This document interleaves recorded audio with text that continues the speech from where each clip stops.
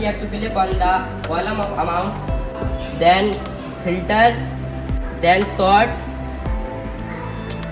then we have to click on amount, then largest to smallest, so we can see the highest amount of the product.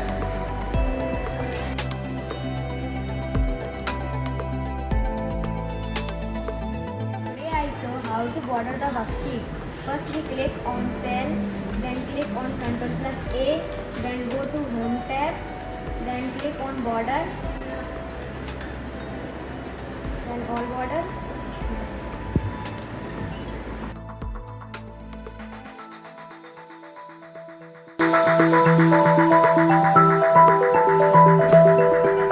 Today I will show how to create a chart.